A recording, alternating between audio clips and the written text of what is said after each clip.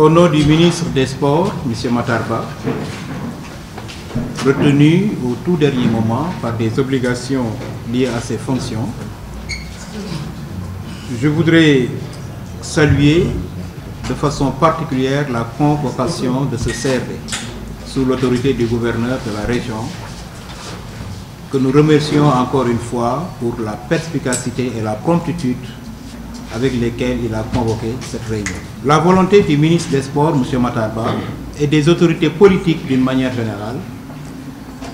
c'est que l'équipe nationale puisse évoluer aussi bien à Dakar que dans les régions. C'est une volonté très forte de décentraliser les matchs de l'équipe nationale dans les régions, puisque, comme le ministre a l'habitude de le dire, l'équipe nationale, c'est un patrimoine,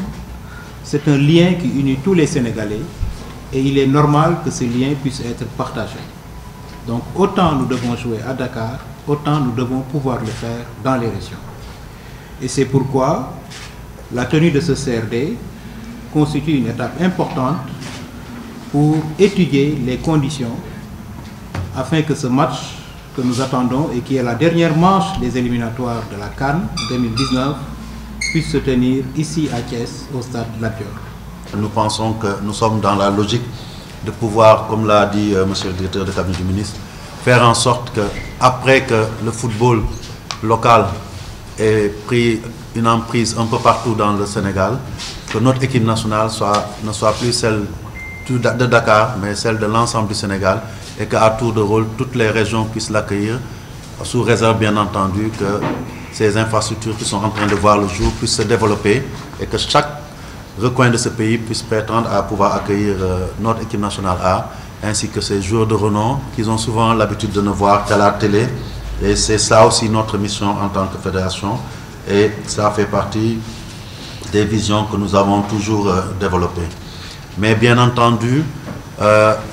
aujourd'hui, nous sommes là certainement plus tard pour confirmer que nous jouons à Thiès, mais nous devons veiller à ce qu'un défi commun soit relevé. C'est à l'aune de la réussite de cette première que nos autorités seront rassurées, mais aussi que nous aurons démontré que nous avons la capacité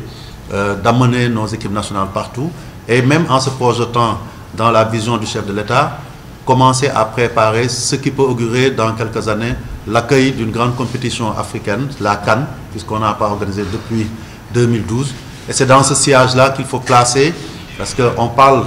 de l'immédiat avec ce match-là, mais il ne faut pas oublier que dans quelques mois, Thiès va accueillir un tournoi, presque une mini-coupe d'Afrique, avec 16 nations de la zone Ouest A, plutôt 15, puisque la Sierra Leone est suspendue et sera remplacée certainement par le Maroc. Ça donne un cachet plus continental à ce tournoi. Et si nous ne réussissons pas cette première-là,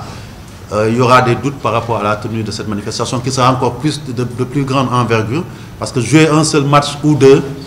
n'a rien de comparable avec la possibilité d'accueillir pendant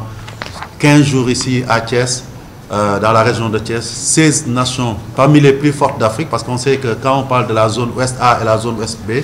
c'est un peu la place forte du football africain. Avec le Maroc, on a une mini-CAN, donc c'est un test grandeur nature, et pour Thiès et pour tout le pays. Et donc nous devons réussir le 23 mars, et peut-être le 24 ou le 26, parce que je pense que, et ça peut-être c'est une explication pour ce débat qui nous fait penser que nous avons un plan B et un plan A. Nous avons deux plans A, parce qu'il faut savoir aussi qu'il y a des normes en matière footballistique et en matière d'entretien d'un terrain. Ce sera difficile en 3 jours ou 4 jours de faire jouer sur la même pelouse, parce que je pense que ce qui est le plus important et le plus grand challenge des Thiessois, c'est d'éviter qu'au bout de 6 mois, que ce gazon-là se retrouve comme les gazons qu'on connaît dans ce pays, surexploité,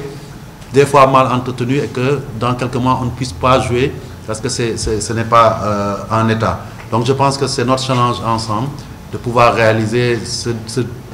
double ou ce triple défi d'organiser ce match. Et donc je disais que